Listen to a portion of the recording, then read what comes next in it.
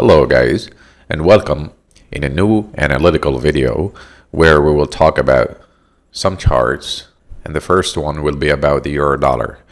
Here, as you can see, there was a bullish impulse wave that started with a leading diagonal pattern, then made a complex pattern as a wave 2, wave 3 that extended to the level that represents 261.8% of wave 1, wave 4 as a simple zigzag, a clear alternation between wave 4 and wave 2 in terms of their size, their retracement, the shape of the correction itself. Here we have a complex pattern, here a zigzag. Wave 2 retraced deeply of wave 1, which is a normal thing after seeing a diagonal pattern. Wave 4 didn't retrace that much, just about 50% of wave 3. The time consumption is also different between wave 2 and wave 4. So we can see that here there is an ideal alternation between wave 2 and wave 4. Wave 5 got its minimum target through an impulse wave.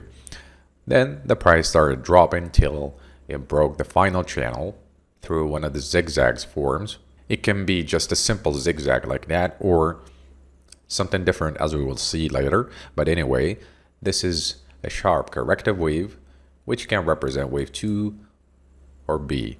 The price made a recovery through a sharp movement, which has been contained by a price channel, which makes us look to this movement as a corrective wave more than it is an impulse wave. So this will lead us to suggest an alternative scenario, which says that this zigzag can be wave W of wave 2 or B, which means just a part of wave 2 or B. So in case we confirm this scenario, we will expect a drop that should take us to the downside, ideally to form a new low under 1.06970. And one of the confirmation signs that can be seen over this chart is breaking this price channel decisively from the downside as shown on this chart. So is this everything? Are these all the scenarios that we have on the euro dollar? No, there is a bullish scenario in case we see a strong movement to the upside, which we posted on our public social media platforms on Friday, which is this one. This drop, as I said, we can look to it through a different eye, different approach to say that we have a double zigzag. Anyway, this drop is one of the zigzag forms which can represent wave 2. So in case we see something like this, like a double zigzag that is being contained by a price channel that takes the price, let's say, to the levels that represent 50 to 61.8% from the previous bullish wave, we will start looking to this vision as we have a bullish wave that represents wave 1 or A, then we go up through wave 3 or C, especially if we see a strong and decisive breakthrough from the upside like this. So in case that happens, we will expect more bullishness to the upside to form a new high above 1.11396 through one of the forms of motive waves. But in case the price breaks 1.06950, then this scenario will be cancelled. Now let's take a look on gold against the American dollar. The price is moving in a clear bullish direction. The bullish trend started with an impulse wave, made a zigzag as a wave 2, then a leading diagonal as a wave 1 of 3, also a zigzag as a wave 2.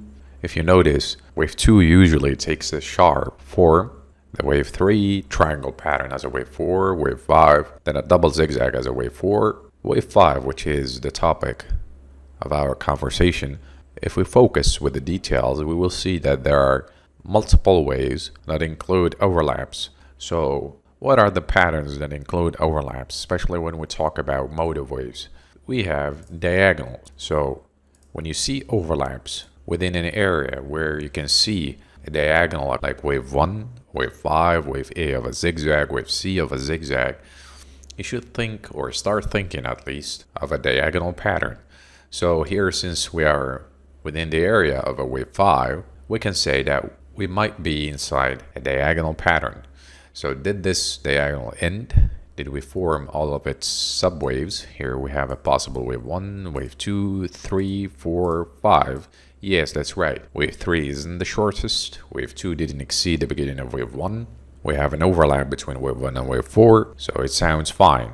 The thing is, we have a possible triangle pattern over here. So wave 4 of a diagonal, most of the time it's a zigzag.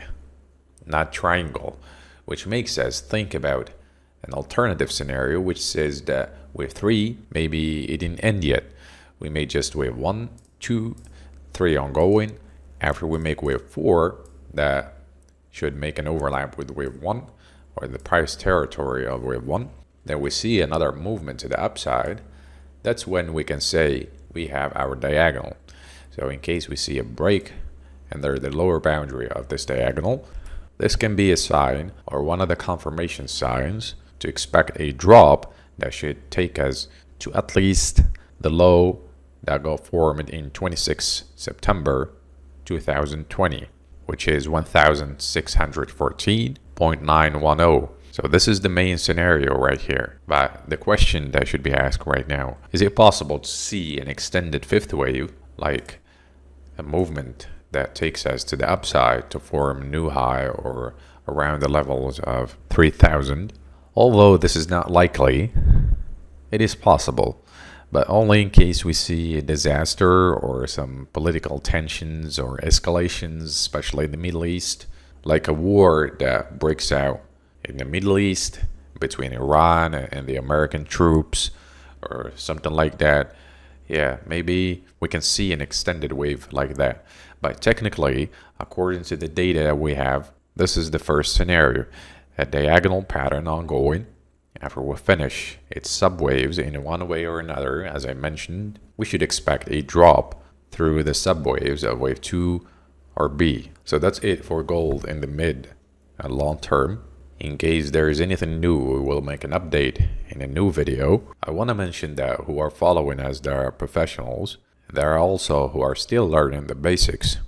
And given that it is difficult today to find the reliable sources to learn the basic rules of Elliott waves, I have prepared a free guide or a booklet that you can download now from our website. I put the link in the video description, and for anyone who has any questions or inquiries about this analytical video or any of our educational content, you could put it in the comments section, as I read all of your comments and I try to answer all of them without exception. So that's it for today's video.